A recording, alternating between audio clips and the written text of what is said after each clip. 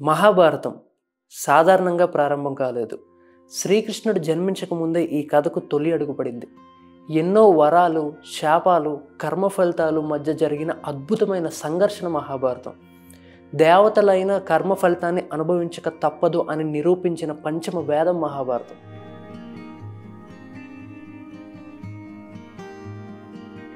మనం లాస్ట్ ఎపిసోడ్లోని గంగాదేవి తన 8వ సంతానాన్ని నదిలో పడేయబోతుండగా శంతనుడు అడ్డుకున్నాడు అని చెప్పుకున్నాం. అప్పుడు శంతనుడికి గంగాదేవి వశిష్ఠ మహర్షి శాపం గురించి చెప్పడం కొనసాగించింది. అష్టవసువులు అనే దేవతలు ఉండేవారు. అష్ట అంటే 8 అని అర్థం. అయితే ఒకరోజు ఈ దేవతలందరూ కలిసి వారి భార్యలతోని వనవిహారానికి వెళ్తారనమాట. అక్కడ వశిష్ఠ మహర్షి ఆశ్రమంలో ఒక ఆవును దూడను చూస్తారు. అవి చూడడానికి చాలా అందంగా ఉంటాయి. అయితే వాటిని ఎలాగైనా వారి ఇంటికి తీసుకెళ్లాలని అనుకుంటారు. అప్పుడు వీరు వెళ్ళి ఆ ఆవుని దూడని దొంగతనం చేసి వారి ఇంటికి తీసుకెళ్తారు. అయితే కొంత సమయానికి వశిష్ఠ మహర్షి అక్కడికి వచ్చి చూడగా అక్కడ ఆవు దూడ రెండూ కనబడవు. తన దివ్య దృష్టితోని ఏమైందో తెలుసుకున్న వశిష్ఠ మహర్షి వారిని మానవులుగా భూలోకంలో జన్మించమని శపిస్తాడు. తప్పు తెలుసుకున్న అష్టవశువులు వశిష్ఠ మహర్షి దగ్గరికి వచ్చి తన తప్పుని క్షమించమని కోరుకుంటారు. అయితే ఆవుని దొంగతనం చేసి తీసుకెళ్ళడానికి సహాయం చేసిన వారు మాత్రం భూలోకంలో కొంతకాలమే జీవిస్తారు. ఎవరైతే ఆవుని దొంగతనం చేశారో వాళ్ళు మాత్రం భూలోకంలో ఎక్కువ కాలం జీవించక తప్పదు అని అంటారు. అప్పుడు అష్టవశువులు గంగాదేవి దగ్గరికి వెళ్ళి, తల్లి, మీరు భూలోకంలో మానవ జన్మ ఎత్తి ఎవరైనా మహారాజును వివాహం చేసుకొని మాకు జన్మనియ్యండి. మేము పుట్టిన తర్వాత వెంటనే అందరినీ నదిలో పడేయండి అని వేడుకుంటారు. దీనికి గంగాదేవి అంగీకరిస్తుంది. అయితే ఈ కారణం చేతనే నేను పుట్టిన బిడ్డలందరినీ నదిలో పడేస్తున్నాను. కానీ ఈ 8వ బిడ్డకి మాత్రం శాప విమోచనం లేకపోవడం వల్ల భూమిపైనే జీవించాల్సి వస్తుంది. ఇతనికి నేను దేవవ్రతుడు అని పేరు పెడుతున్నాను. ఇతన్నే గంగాపుత్రుడు అని కూడా పిలుస్తారు. ఇతనికి సకల విద్యలు నేర్పించి మరలా మీ దగ్గరకు తీసుకొస్తాను రాజా అని చెప్పి అక్కడి నుంచి గంగాదేవి అదృశ్యం అయిపోతుంది. తర్వాత చాలా కాలం పాటు శంతనుడు తన రాజ్యాన్ని ఏ సమస్య లేకుండా పరిపాలిస్తాడు. ఒకరోజు ఒక క్రూర మృగాన్ని వేటాడి శంతనుడు గంగా నది తీరం ఒడ్డున నడుచుకుంటూ వెళ్తూ ఉంటాడు. అక్కడ ఉన్న నదిలో నీళ్లు తక్కువగా ఉండడం రాజు గమనిస్తాడు. అయితే ఎప్పుడూ నిండు కుండలా ఉండే గంగా నది ఎందుకు ప్రవహించడం లేదో అతనికి అర్థం కాదు. కొంత దూరంలో శంతనుడికి ఒక యువకుడు కనిపిస్తాడు.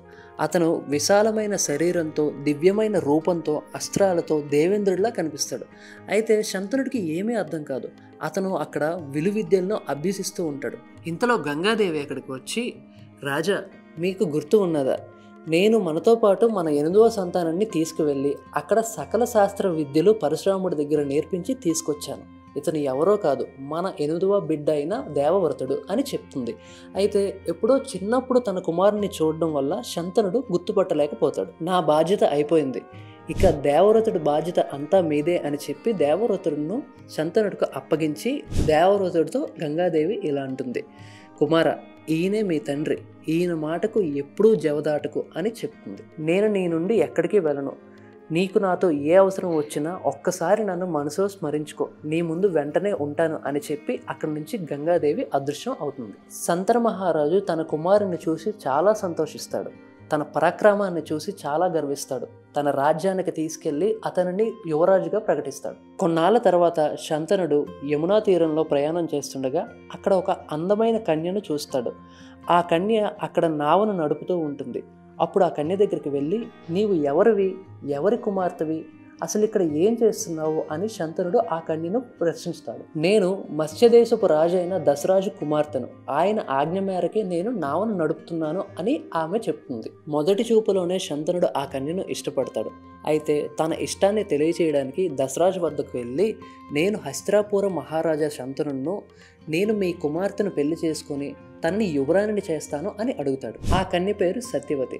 అయితే ఇది విన్న దశరాజు చిన్నగా నవ్వి, నేను నా కుమార్తెను పుట్టినప్పుడే ఒక దివ్యమైన వ్యక్తికి ఇచ్చి వివాహం చేద్దాం అనుకున్నాను.